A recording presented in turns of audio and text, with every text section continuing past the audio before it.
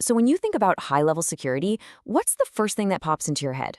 Probably sunglasses, earpieces, maybe a car chase, right?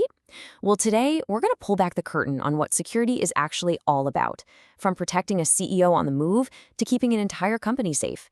And I got to tell you, the reality is probably not what you're expecting. Let's just start with this quote right here, because it flips that whole Hollywood image completely upside down. This comes straight from the mouths of executive protection professionals, and it gets to the very heart of their philosophy. Real success isn't about winning the fight, it's about making sure the fight never even begins. And this slide, this is pretty much the core of our whole conversation today. You've got the movie version on one side, all action, all reaction.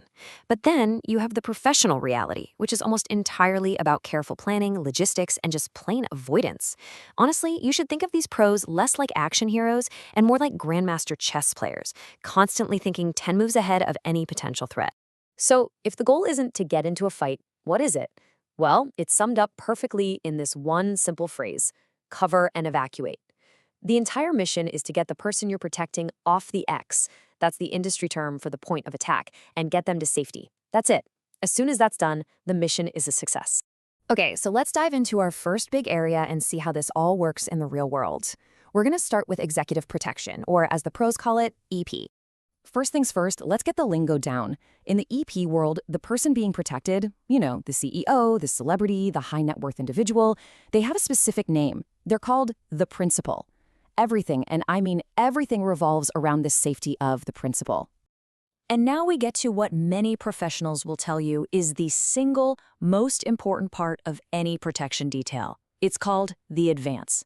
This has nothing to do with action. It's all about intelligence. It's the meticulous, painstaking work of scouting every single location before the principal even thinks about going there. So what's an advance really look like? It's basically a massive checklist of logistical questions.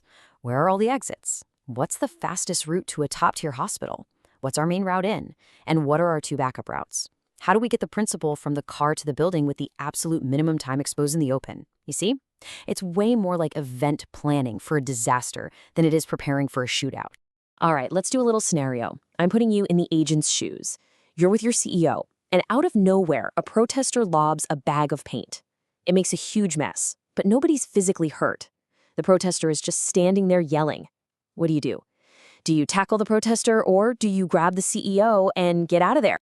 If you said evacuate, congratulations. You're thinking like a pro. The immediate, correct move is to get the CEO away from that spot right now. So why is that the right call? Let's break it down. First, remember the mission. Cover and evacuate. That's your only job. Second, the moment you decide to tackle that protester, who's watching your principal? You've just left them completely exposed.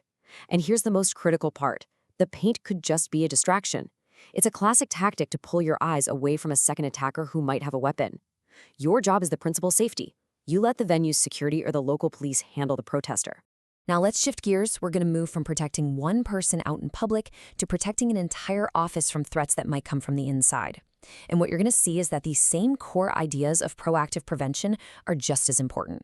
First, it's really important to get that workplace violence isn't just one kind of thing. The pros break it down into 4 basic types because you can't solve a problem if you don't define it. Type 1 is a threat from outside, like a robbery. Type 2 comes from a customer or client. Type 3 is worker on worker, what people often think of. And Type 4 is when a personal issue, like domestic violence, spills over into the workplace. Each one is totally different and needs a different game plan. So, with all these complex threats, how does a company manage them? Well, the modern approach isn't to just dump it all on a single security manager. The real solution is a team, a collaborative group with different areas of expertise. And that group is called the Threat Assessment Team, or TAT. The genius of the TAT isn't just that it exists, but who's on it. Sure, security often takes the lead, but they're working side by side with HR, who has the employee's history, and with legal, who understands the company's liability, and, critically, with mental health professionals who can provide crucial context on behavior. Every single one of those viewpoints is a piece of the puzzle. Now, this next idea is absolutely crucial.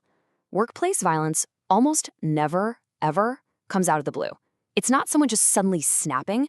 The pros see it as a process, a series of escalating steps that, if you know what to look for, can often be spotted long before an attack ever happens.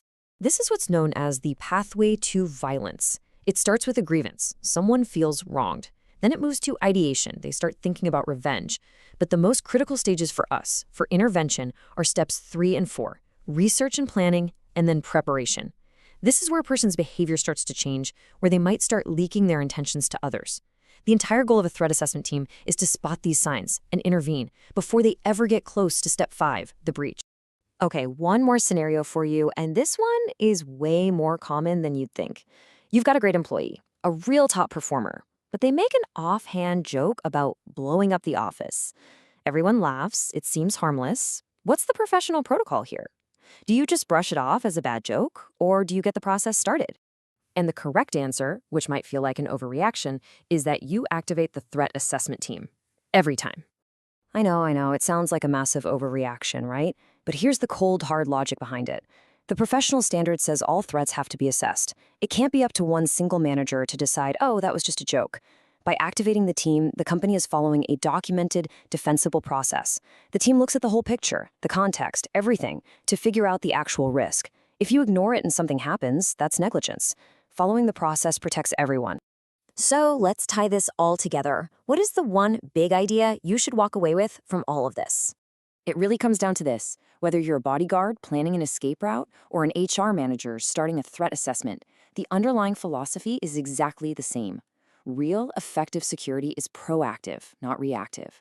The whole game is about preventing the crisis before it ever has a chance to start. So I guess I'll just leave you with this one question to chew on. After seeing how the real pros do it, what do you think is more important in modern security? Is it physical strength, or is it the foresight to make sure you never have to use it?